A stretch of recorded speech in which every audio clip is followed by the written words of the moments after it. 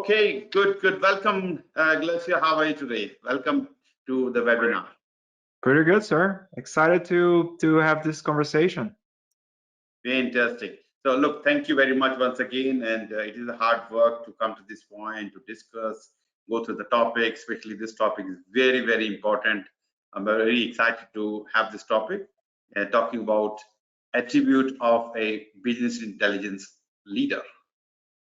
So it's a kind of buzzword, business intelligence, and how it's going to impact, how having these skills will make a difference to the organization or many organizations. That's correct.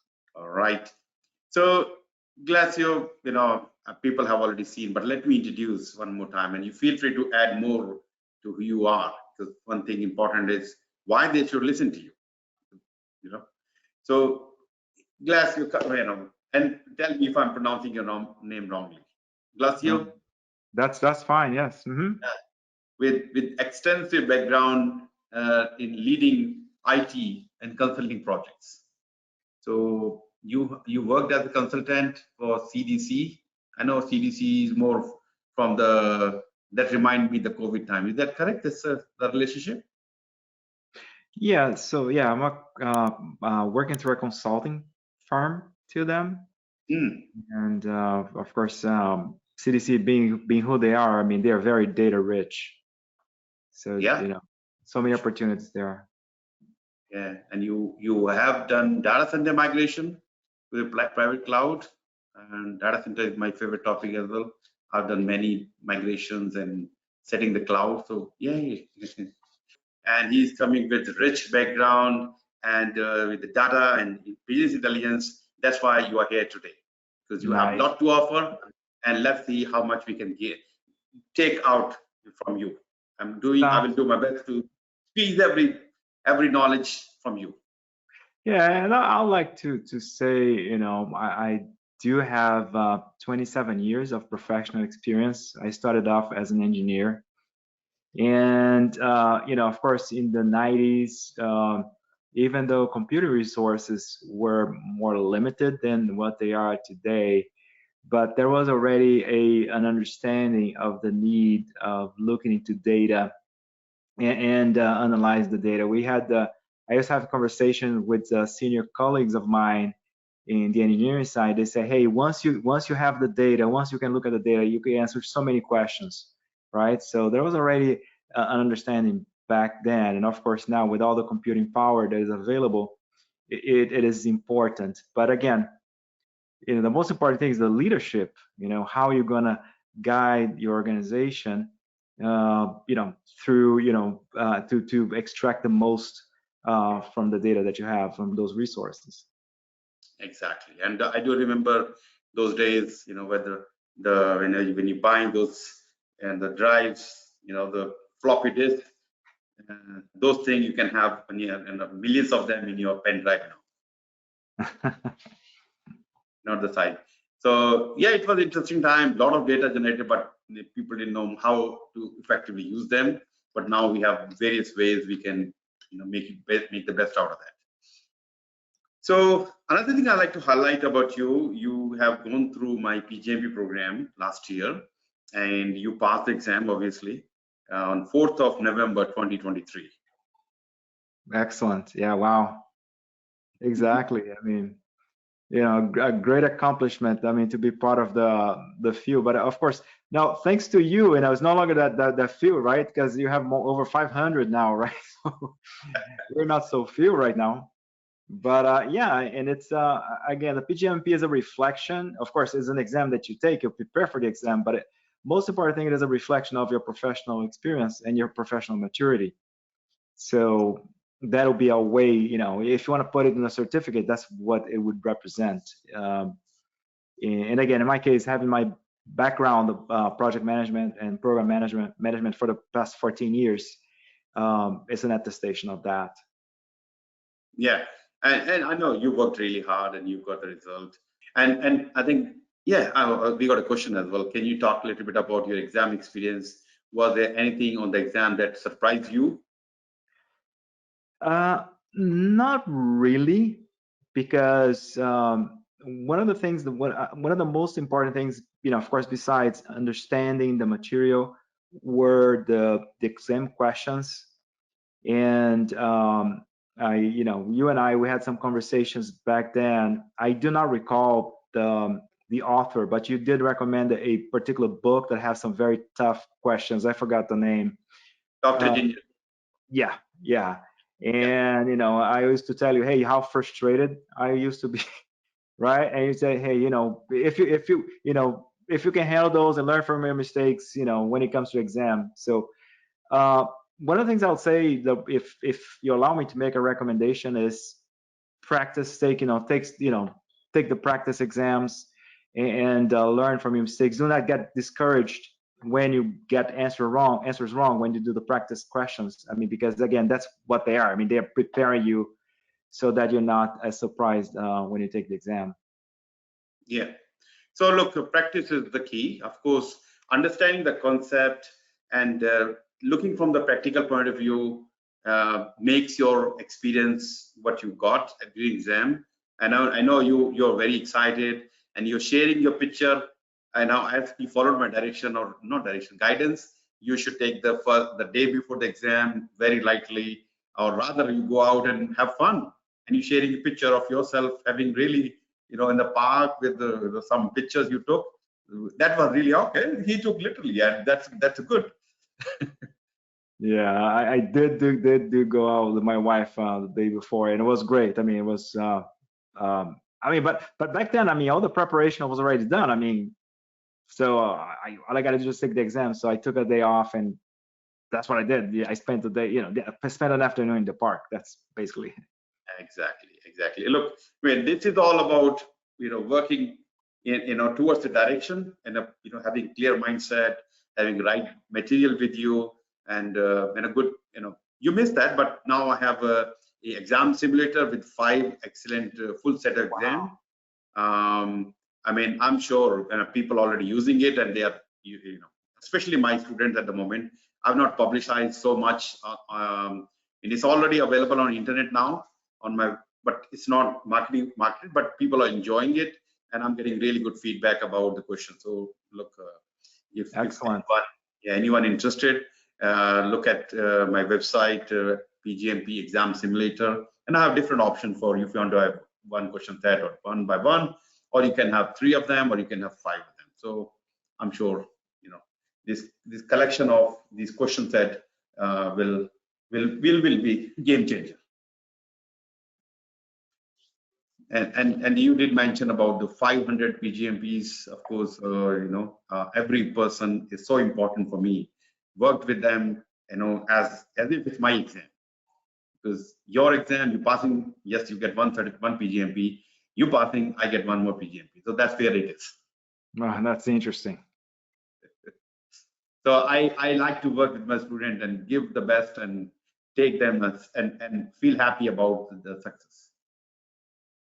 Okay. The question is, what was the name of the book? Can you please post it on the comments? So I think, the book is talking about Dr. Ginger Levine's practice test. It has some of the toughest questions, hardest questions. Frustration, some people get frustrated. I know you had a lot of frustration about that. Yes.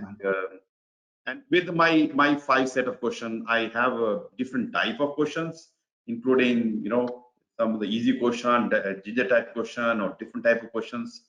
So the variation I'm trying to keep with my own experience and working with so many students, these questions are going to be excellent source. Yeah. So happy that book, if you really are looking for that one, that is also available on my website. That's from Dr. Ginger Levine, Orange Book. If you are looking only for that, happy to help you out with this. Or if you're looking for my exam simulator, happy to get you into that. All right. So my first question to you is, this is about leadership. Leadership, not technology, is the key ingredients to the success of data-driven organization. Do you accept this statement? What is your opinion? What do you think? Yeah, most definitely, because everything is about the mindset that you create, right? So you can have all all the resources. You can have the data, and you can have the infrastructure, we can have the tools, but if the culture of the company is not aligned with data-driven decision making, then that's of no use. So again, so as a leader, then you have to move that needle and make sure that again that it's a lot more about uh, capturing, of course, capturing the data, capturing the meaningful data, but then changing the culture as well. And I like the very simple, very mundane definition of culture.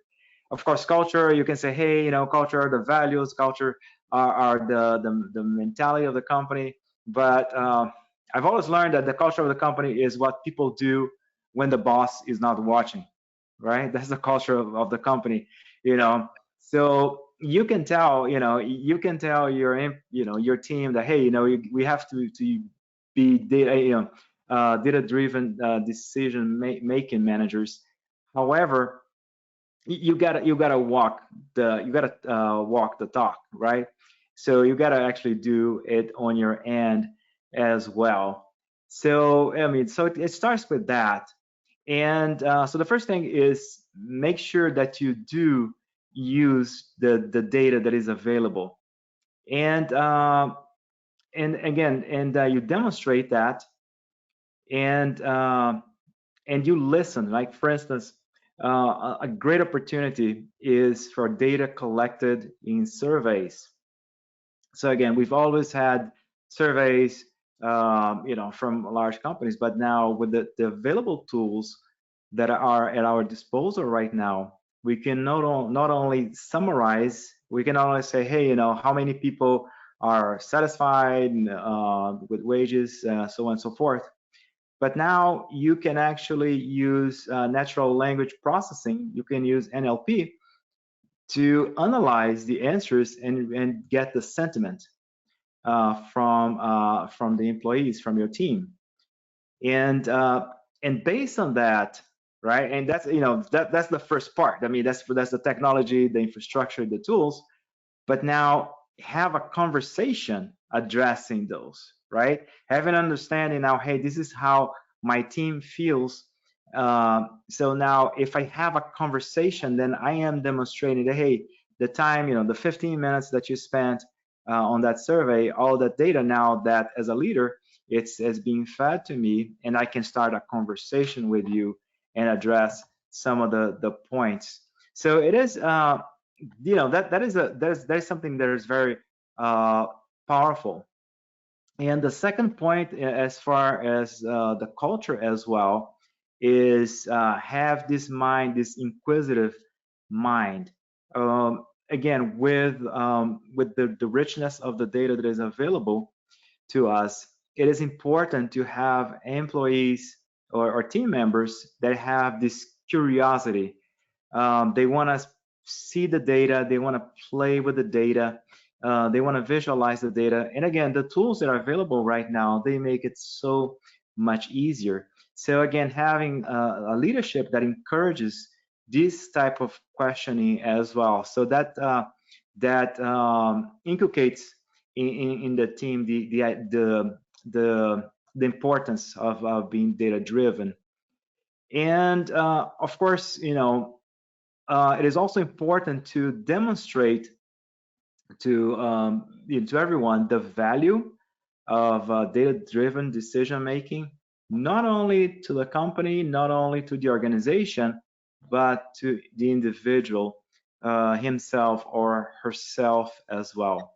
So having people have the awareness of what the data is available, having the desire, having the knowledge, the ability, and also having the reinforcement, having this sustainment of, again, keeping people with the curiosity that they need. Yeah, that'll be the first one. Create the right mindset. And again, also leaders, they have a chance to build on the the skills and individual value as well. Okay, so that would be the individual value as well, showing, demonstrating how the data can create value to the company and the individual.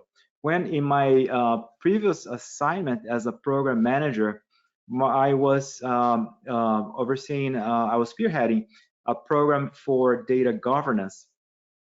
It was quite interesting to interact with different stakeholders. And back then was when we had GDPR and some other data protection initiatives as well. And it was an interesting conversation because to put the different departments together, to have the different organizations that own data together, and make them understand, hey, we can all win together, right? I mean, we're talking about billions of records, and if there is some kind of data breach, or if there is some kind of inconsistency with the regulations, there are going to be huge penalties that the company would incur, and then it's bad for the company, and it's bad for you, and it's bad for me, it's bad for all of us. So it was a kind of a conversation that I had the opportunity to have again when the whole GDPR regulations they become more prevalent, and so it was kind of interesting to have this kind of conversation and make people understand. Of course, you have the tools. We understand that we respect, right, the knowledge for your department, whatever that department is. We understand that as far as you protect your data, but also work with us to make sure that there is this extra protection. So again, showing to people the value to everybody. And of course, the third point here that that leaders provide is to build the skills of the team. And the first thing that I'd like to mention here is the whole concept of democratization of the data. So basically, is to make the data available to all different departments, or to as many departments as possible.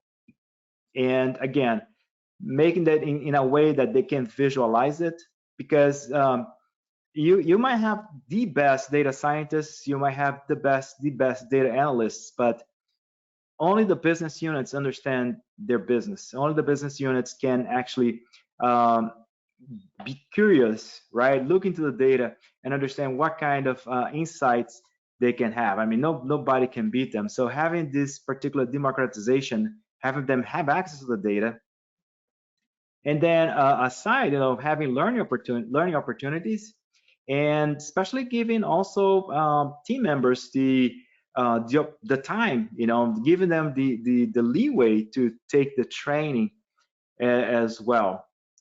The next one here will be, again, to empower with the right tools. Now, leadership has this role of making the tools available, to being the champions, to have the infrastructure and the tools as well. And I mean, again, and that's not just, we're talking about the structure, infrastructure, of course, but also the data structure as well, having the data in a way that is, again, easily accessible, that is curated for the different organizations as well. For instance, having some kind of data marketplace where everyone can go and look at the data, and have also some kind of data catalog as well. And of course, the empowerment, right? The empowerment of the employees, again, with the right tools. And the last thing here that is up to leaders is also to reinforce this particular mindset. It's not like a one-time deal. It's not just something you do once and then it's you're done. You have to reinforce and always emphasize the need, again, to use the data for better decision making, and again, demonstrate. As a leader, you're not the smartest person in the room. You rely a lot on some very intelligent people, Again, you also demonstrate sufficient knowledge that you can at least ask the right questions, right? So you might not know how to create how a large language model works, but at least you know what a large language model is, so that if it comes up during a meeting, you at least understand what's going on, and you can ask the right questions. Perfect. Let me move to the next question, and I think why do you need business intelligence and data analytics at the leadership level? Again, so it allows you to have I use the term here, keep a closer eye on the ground. So data analytics and business intelligence, data analytics, it allows leaders to keep a pulse on the organization, allows them to have the relevant information. So we're not talking about being micromanagers here. On the contrary, is actually having the data that is truly relevant for decision making. So again, so with data analytics, it is possible here to, for instance, understand, I mentioned before, the sentiment of employees. So data allows leaders to understand, hey, there's an interesting survey when I was doing my research that shows that, that employees, they tend to leave in waves, right? So understand, what is happening, or actually try to predict what would cause, for instance, an exodus of employees. So again, so that would be one example. Another example would be also the better communicate and engage as well. So by, again, having this understanding of the different aspects of the business, having understanding of the status of the business, so it allows leaders to have a better conversation as well. And even morale and engagement, again, nowadays with NLP, natural language processing, it is possible to have sentiment analysis of the teams and understand how they feel as well. And of course, with that, also monitoring as well, monitoring of the teams, and provide motivation. And quite interesting with all the conversations that we've been hearing about as far as working remotely. So how can you monitor someone's productivity? And there are some different ways for people to appear to be productive, right? And there are even tools that allow you to look productive even though you're not productive. There's some little plugin that moves your mouse, your cursor around, and of course that's it'll be hard for a human to pick up on that. But again, using machine learning, it is possible to pick up on that as well. Again, not trying to be micromanagers, but trying to be fair and having a fair assessment of the team. And speaking of fair assessment, even as far as diversity, equity, and inclusion as well, which goes beyond just about ethnicity and culture and gender whatsoever, but also goes into skills as well. So analyzing the team, understanding, hey, do I have the right skill sets? And one of the beautiful things also as far as data analytics is that it is iterative. So whatever lessons you learn, they can be reapplied. And again, they give the support to the leader to make a better analysis. For instance, as far as hiring talent, as far as bringing talent in, so understanding, hey, just because because people can write on the resume that in the cover letter and the resume, they can they can be very creative, but it's hard to pick on that. So use algorithms as well that analyze, hey, if this individual is trying to indicate that he or she has done he is proficient with Python. So what is it in the resume, for instance, that would reinforce that? So again, so those are all the benefits listed here that will make a leader more effective based on business intelligence and data analytics. And I would say also AI as well would be part of that. Yeah. So I have a question. Let me ask you this question. Would you agree that it is better to monitor employee performance by their work product rather than using AI? And a follow-up is, I think introducing AI into this process will lead to micromanagement. That is, yeah, there's always the fine line. And the beauty of AI is that you can tune it. So the same way that you can, as a manager, you can tune yourself and understand, hey, there's a fine line between being a micromanager and being too hands-off. So the same way is also possible to tune whatever AI model that you use for that as well. So it'll be an iterative process to show.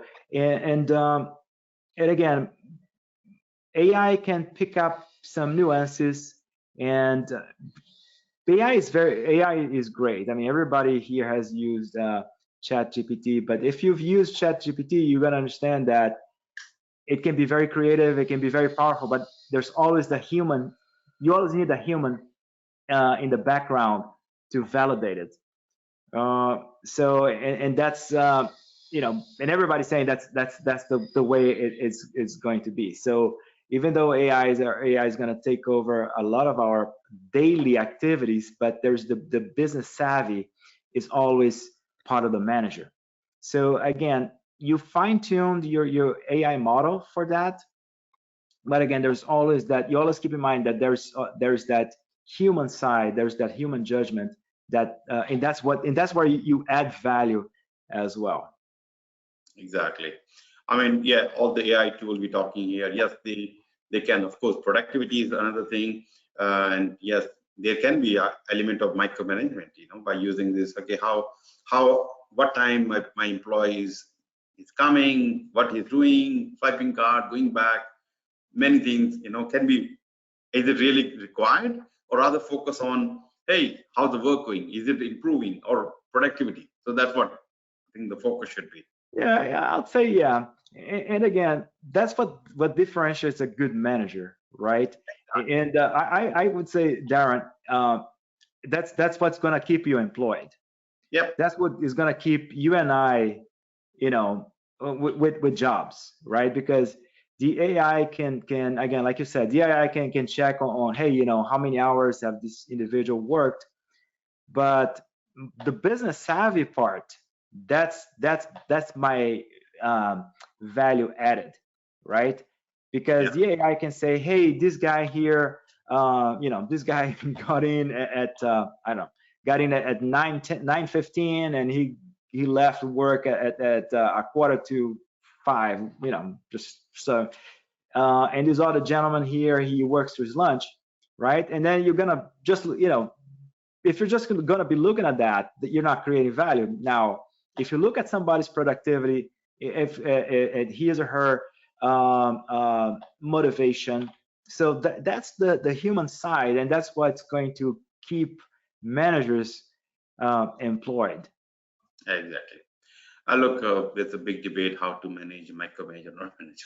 But anyway, so another thing you talked about how you use the AI system is another thing. Well, while we talk about ChatGPT and other systems, so you know, ChatGPT is great. You know, it can give you lots of added value.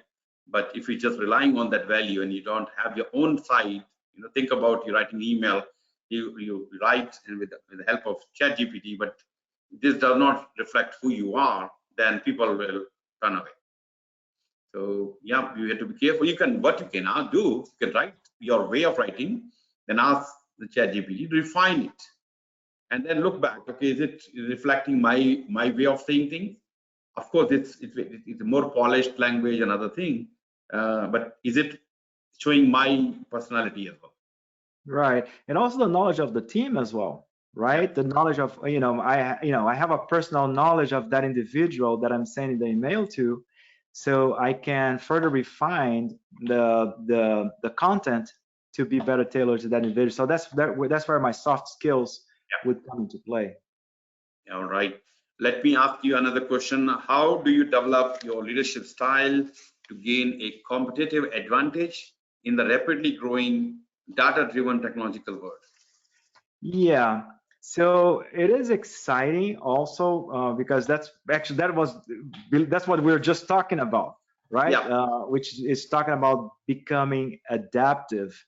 So I have some examples here. I mentioned being transformational, uh, of course, adaptive. So being transformational, you keeping with the flow, right? You're understanding that that there's new technologies coming in. Again, it's impossible for you to be the expert on those, but at least you know enough, right, to have a conversation. Yeah. You're not, you're not gonna be the smartest individual in the room, but at least you need to have sufficient knowledge to have the right questions. And of course, being adaptive as well, very important with all the changes. Being digital, and being digital means, in this case, meaning, and digital goes together with collaborative as well, making sure that you have the tools and that you use the tools to have conversations with the team, have collaborations with the team, the exchange of information with the different teams as well. And of course, data-driven, making use of the tools to make decisions, and being agile. And the importance here of being agile is the whole concept of, first of all, delivering value often, and experimentation, right? Experimentation, which would be very important, and understand when to pivot, right? So because you got to know, hey, if we're going a particular direction, if we're it might be that the data that I have right now is not truly the data that I need. So I have to rethink and see, hey, what will be some other additional sources of data? And it's very interesting also, in my research, I also found out about servant leadership as well, because again, you need the concept of a servant leadership, a servant leader. It's something that it still pertains. And again, being a servant leader now would be an individual that is providing the tools, providing the right data, the right curated data to the team for the team's success, and providing the training that will be necessary as well. And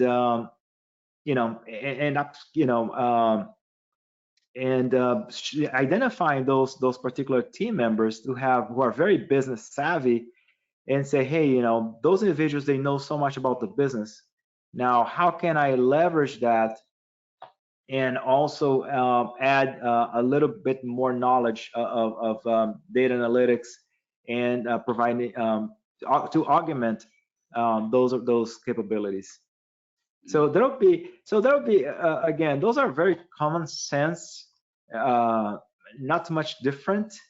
But again, that's what it boils down to. Being ready to accept the change, to adapt to the change, and of course use the data, the collaboration, and make sure that your team is successful.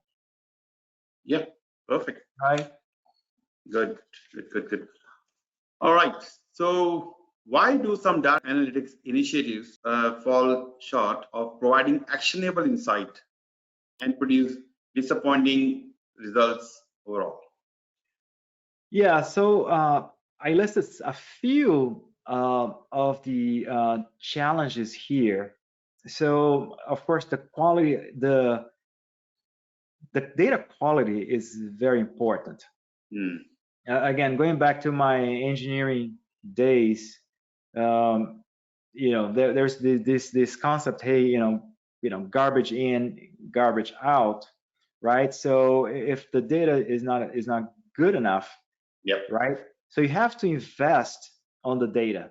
You have to first you have to invest on cleansing the data. You have to invest on curating the data as well, and you have to also invest, like I mentioned before, the data democratization, making sure the data is available, and that goes also hand in hand with stakeholder engagement, because I might think, right, that I understand the data that my stakeholders, that my clients, or and those clients, let's say supposedly if those are internal clients, I might have an understanding of, I think that that's the data that they need, but if I do not properly communicate, if I do not engage them, if I do not give them a seat on the table to guide me on the data, then that's not going to be good enough.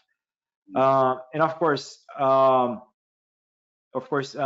lack of skilled resources as well, and I might have, again, I might invest on the wrong resources, right? I might hire a bunch of PhDs. I have nothing against PhDs. I can have a team of very academic folks, but who lack the business knowledge, and vice versa. I can have some very good people that are very business savvy, but they don't have the technical skills. So having the right skills in my team, the right combination. Of course, that includes also consultants as well. So I mean, having this right combination of talent, and of course that goes along the infrastructure. And the interesting thing about the infrastructure is that it changes very fast, and even though the infrastructure that I've used a year and a half ago or 2 years ago, it's still good, I can get cheaper and better resources as well. Point in case cloud, the major cloud providers, they're always adding new tools and new services as well. And of course, data silos as well. Having the different teams with their own their own data, and not allowing the collaboration and the exchange of ideas as well. And of course, the issues with change management, and change management here would not just be only having the right change control board, but especially monitoring how the changes are implemented at the organizational level, and understanding who the detractors might be to changes, and work with those individuals. And so make sure that is, of course, make sure also that the changes are properly communicated to leadership as well, so they can have their buy-in. So managing the changes, that is something that would lead, a lack of it. And data governance, super important, again, with all the regulatory. So again, data governance would imply, goes hand in hand also with the quality of the data as well, having the right standardization of the data, making sure the data is properly secured as well, and that there is compliance with all the regulatory entities. And inadequate user adoption, again, goes back to the users understanding, hey, what is the initiative bringing to me? What's the value? Of course, you can, I can discuss ad nauseum as what the value would be for the company, but changes is brought by individuals.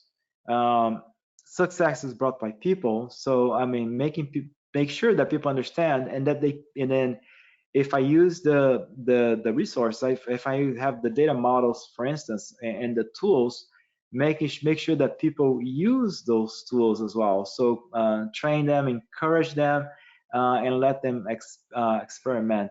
And of course, security as well, which goes with governance as well. Again, some big issues. The richer the content, the more data rich the organization is, the higher the risk of security as well. So those are some, and I'll say again, and it's interesting because we always go back to the basics, Yep. and the basics are also there is all about having the proper roadmap, understanding why do I need the data, right? Why do I need to invest? What are the problems that I'm trying to address? And again, having the proper stakeholder engagement as well. Yeah, perfect. And that is the key, having a proper stakeholder engagement, because that can be make or break for many leadership roles or many programs project you do. Right, exactly. Yeah, perfect. All right, moving to the next question: how can large organizations grow their data and analytics talent? All right. So how to develop the talent, right? So it is a combination. So first of all, looking into the internal teams. Yep. So have those individuals in the organization who are business savvy, but also who have an interest in learning about data analytics and BI and AI. So again, upscaling training those individuals, because again, they have a lot to do, a lot to bring as far as the business knowledge, and of course bring outside talent as well, and also have a good combination of academics, and also people who are from who have experience outside of academics as well, professional experience. The academics folks, they are excited. They spent quite some time learning about some new models, and they want to apply those models. They want to demonstrate how those models work. And again, but then the fear is that it could become, again, quote unquote, an academic exercise. And also, the individuals who are not in the academics, but they have the practical knowledge, sometimes they might be way too pragmatic and try to apply something they saw on Google, for instance.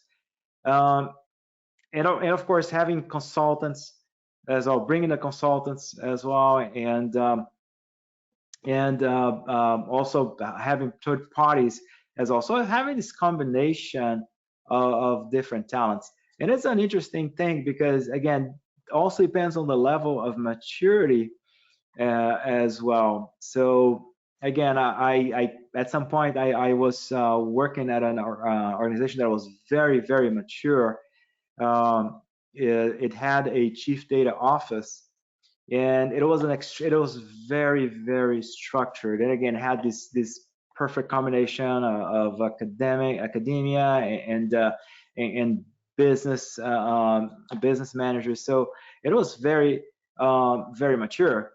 But again, depending on the level of maturity, you might find that sometimes individuals, of course, will have to wear different hats for a period of time as well.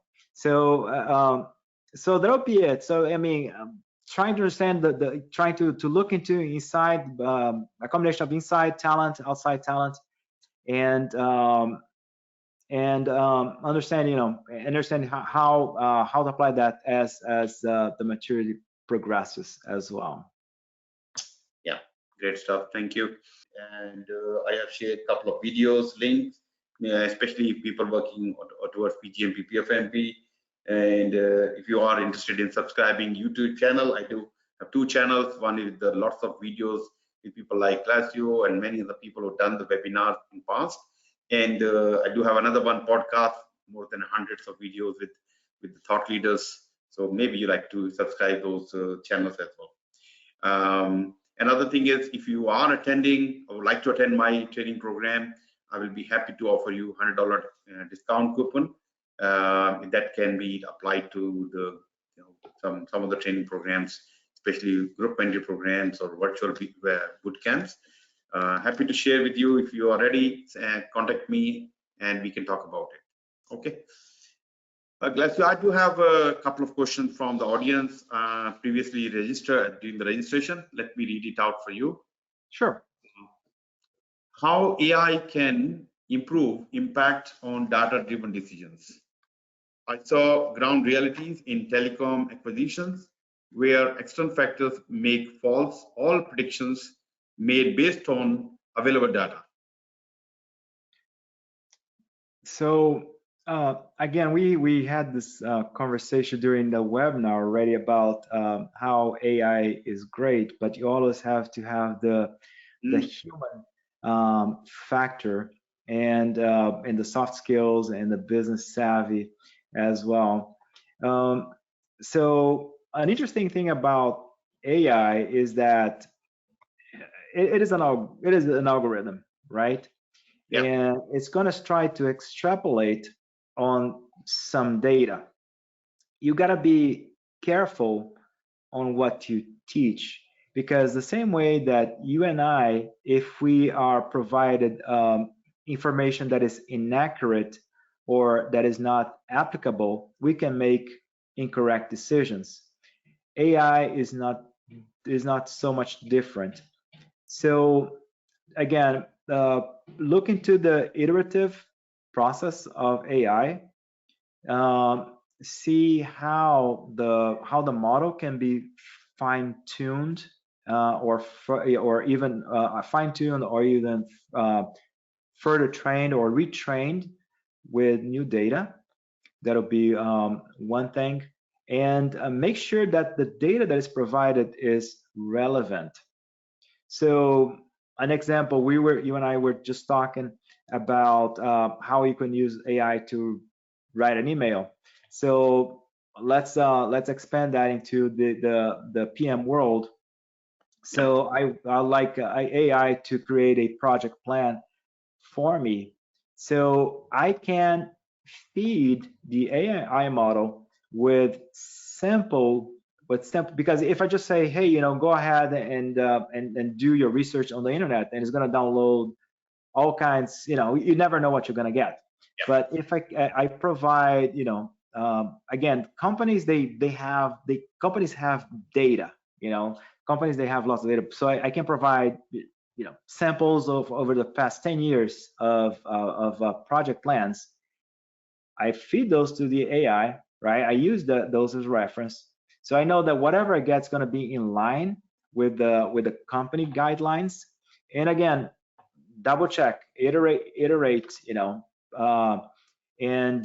rerun it, as many times as possible to make sure that the final result is in line. So those will be the two keys to me. I mean, provide the right data and fine-tuned as necessary. Yeah. Perfect. All right, I'm going to ask the last question. Let's keep it brief, if you can. How much a PMO can engage in-house software development organization where a product yet to be ready to go to market? PMO engagement. Yeah, so basically making sure that you have the proper stakeholder engagement, because the product needs to, whatever product, solution, service, it needs to address it needs to create a benefit, it needs to create value to the client. So make sure that you have the proper engagement, and the program managers, PMs, we have a duty to encourage collaboration, to encourage the exchange of information, and which was very important. Again, having the technical people talk to the business side and engage the client, and having this kind of conversation so that the final result provides a solution, is not just a solution, but is the right solution for my stakeholders.